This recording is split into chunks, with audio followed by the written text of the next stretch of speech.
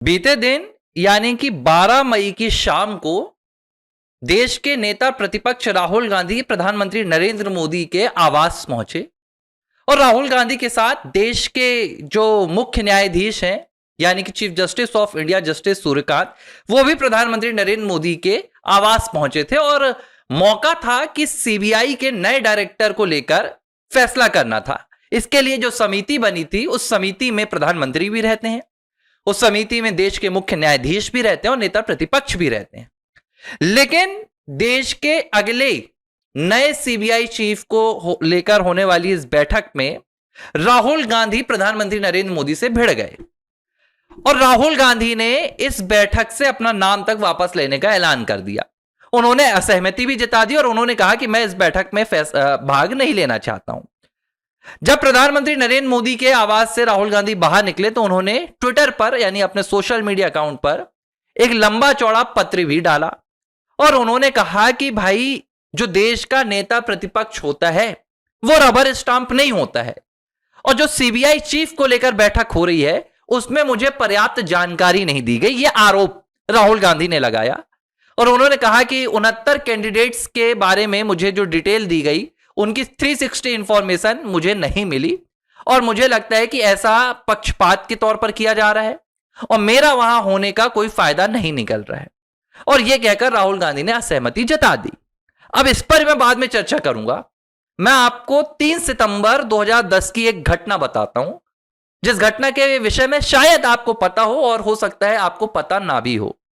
केंद्रीय सतर्कता विभाग के मुखिया का चयन होना था और इस चयन करने की जो समिति थी, इस समिति में उस वक्त प्रधानमंत्री होते थे, देश के गृह मंत्री होते थे और देश का जो नेता प्रतिपक्ष होता था लोकसभा का वो होता था। जब ये 2010 में हो रहा था उस वक्त देश के प्रधानमंत्री मनमोहन सिंह थे, गृह मंत्री पी चिदम्बरम थे और हमारी नेता प्रतिपक्ष थी स्वर्गीय सुषमा स्वराज। जब केंद्रीय सतर्कता आयोग का चयन होना था इसके मुखिया का, तो पीजे थॉमस का नाम सरकार की ओर से आगे बढ़ाया जा रहा था। पीजे थॉमस, इस नाम को लेकर तब की नेता प्रतिपक्ष सुषमा स्वराज ने अपनी असहमति जाहिर की और उन्होंने बड़ी नाराजगी भी जाहिर की। यहां तक कि उस दिन 3 सितंबर के दिन प्रधानमंत्री आवास पर सुषमा स्वराज ने तो सरकार को फटकार भी लगाई और सरकार ने कहा कि आप एक ऐसे नाम को केंद्रीय सतर्कता विभाग का मुखिया बनाना चाह रहे हैं जिसके खिलाफ खुद 2002 के एक घोटाले से जुड़े हुए मामले में जिसका नाम चार्जशीट में था, लेकिन पी चिदम्बरम और मनमोहन सिंह नहीं माने। सुषमा स्वराज ने अपनी असहमति जता दी कि मैं नहीं चाहती कि यह केंद्रीय सतर्कता विभाग के नए मुखिया बने, लेकिन उनकी असहमति जताने के बावजूद केंद्र सरकार ने अपनी दमदारी दिखाई और यहां पर पीजे थॉमस का नाम उन्होंने आगे बढ़ा दिया और पीजे थॉमस बाद में केंद्रीय सतर्कता विभाग के समिति के आयोग के बाकायदा मुखिया भी चुने गए। ठीक 1 साल बाद प्रशांत भूषण ने याचिका लगाई, जनहित याचिका, और जनहित याचिका में प्रशांत भूषण ने मांग की कि भाई इनकी जो नियुक्ति है वो रद्द की जाए और बाकायदा सुप्रीम कोर्ट ने यह बात स्वीकार भी की कि इनकी जो नियुक्ति हुई है वो ठीक नहीं हुई है और उन्हें पीजे थॉमस को अलग कर दिया गया। मनमोहन सिंह ने तब कहा कि भाई हम इस फैसले का सम्मान करते हैं।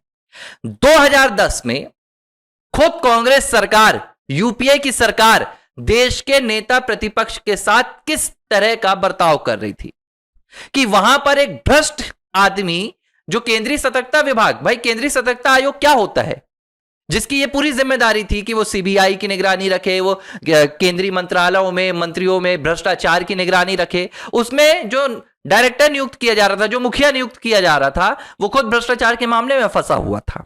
ये कहानी आज मैं क्यों सुना रहा हूं, क्योंकि 2014 में आपको बताता हूं जब नरेंद्र मोदी सरकार सत्ता में आई तो नेता प्रतिपक्ष तो कोई बना नहीं। राहुल गांधी की पार्टी के पास इतनी सीट नहीं थी, विपक्ष के पास इतनी सीट नहीं थी कि कोई नेता प्रतिपक्ष बनता। तो उस वक्त सीबीआई के लिए जो समिति थी उसमें अब किसे लिया जाए, तो प्रधानमंत्री नरेंद्र मोदी के नेतृत्व में यह फैसला लिया गया और एक नया कानून बनाया गया जिसमें कहा गया कि भाई सीबीआई के लिए जो नियुक्ति होगी, अगर आपके पास नेता प्रतिपक्ष नहीं है तो जो सबसे बड़ी पार्टी का विपक्ष का नेता होगा उसे इस समिति में बैठाया जाएगा। यह नरेंद्र मोदी सरकार ने किया। इसके बावजूद अब राहुल गांधी कह रहे हैं कि वो रबर स्टांप नहीं है। देखिए, ये तो जाहिर सी बात है कि भाई आप रबर स्टांप नहीं है, ये तो हमें भी पता है, ये तो सरकार को भी पता है। लेकिन यह भी आपको पता होना चाहिए कि आप जिस तरीके से असहमति जता रहे हैं उसका कोई आधार नहीं है। आप सिर्फ इसलिए असहमति जता रहे हैं कि आपकी नहीं सुनी जा रही है। भाई वहां पर चीफ जस्टिस बैठे हैं, अगर वो एक नाम पर सहमति बता रहे हैं, वहां पर प्रधानमंत्री बैठे हैं, तो जाहिर सी बात है कि 2/1 होगा। तो राहुल गांधी आखिर चाहते क्या है?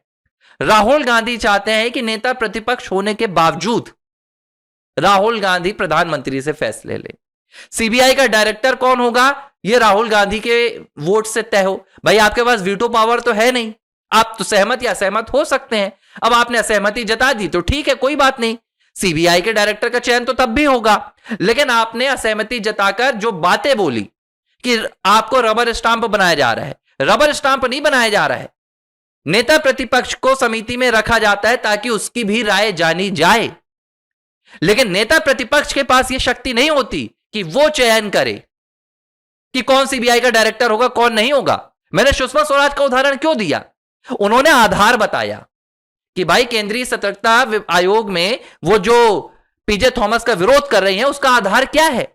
राहुल गांधी ने कोई विरोध का आधार ही नहीं बताया। राहुल गांधी बस अपनी बातें हवा हवा में बोल के आ जाते हैं। भाई आपको ये कैंडिडेट दी गई, आपको कैंडिडेट्स की तमाम इंफॉर्मेशन दे दी गई, अब आप बताइए कि ये जो नाम आ रहा है आप इसके लिए क्यों असहमत हैं। ये राहुल गांधी जानबूझकर करते हैं ताकि वो देश की जनता के सामने ये दिखा सकें कि देश में लोकतंत्र कितना नीचे गिर गया है। वो देश की जनता को दिखा सके कि भाई विपक्ष को सुना नहीं जा रहा है।